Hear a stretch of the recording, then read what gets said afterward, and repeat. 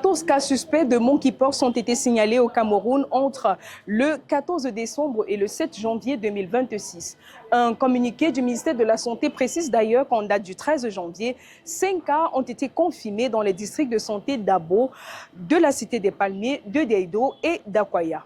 Une occasion qui a permis aux équipes de Season Media de se rendre sur place auprès des experts pour en savoir un peu plus sur ce que c'est que cette pathologie endémique. Suivez-nous, Season Media vous dit.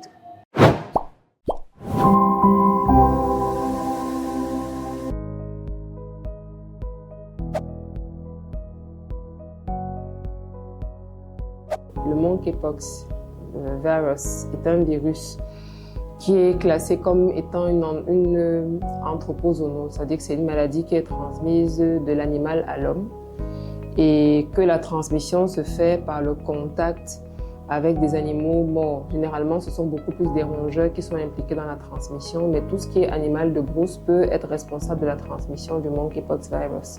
Il y a également la possibilité de la transmission entre les hommes.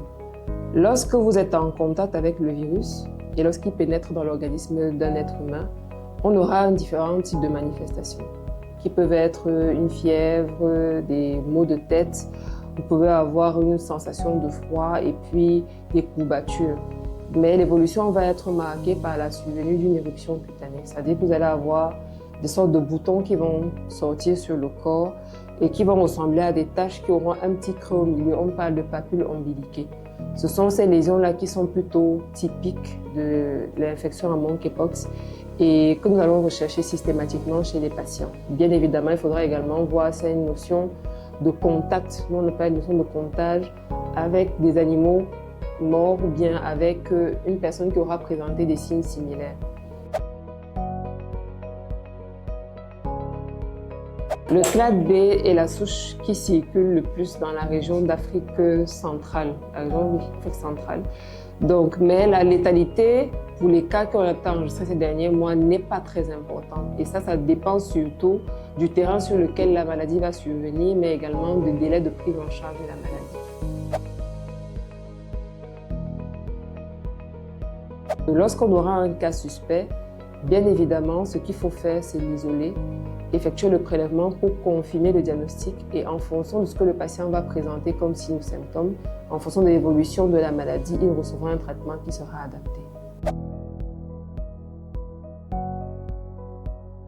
Le monkeypox virus et le virus de la varicelle n'appartiennent d'ailleurs pas à la même famille.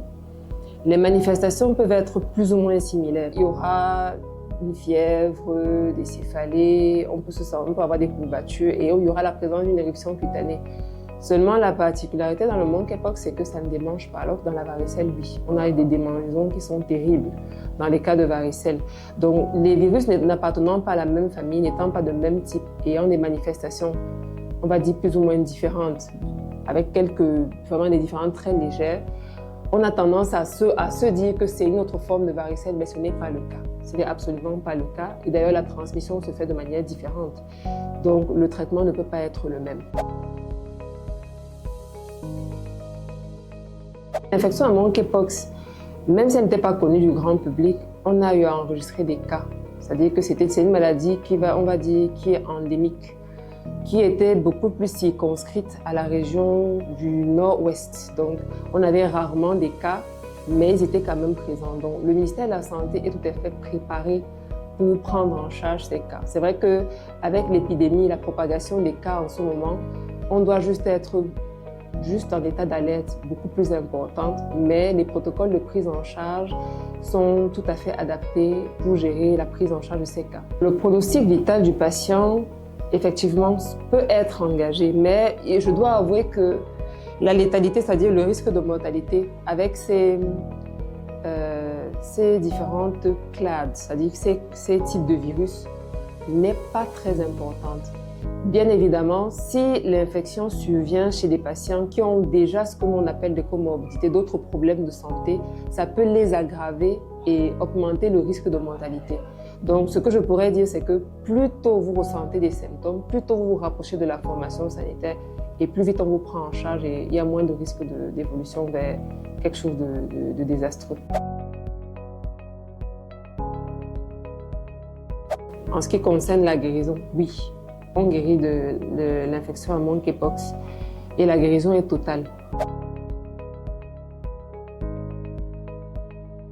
Je dirais que pour la population générale, en dehors des mesures d'hygiène qu'on vient de citer, ce serait juste de pouvoir, lorsque vous identifiez que vous avez une éruption cutanée, vraiment dirigez-vous vers une formation sanitaire pour vous faire consulter, pour être sûr qu'on n'a pas de soucis de santé particuliers et laisser le personnel de santé vous orienter et vous guider dans la prise en charge adéquate.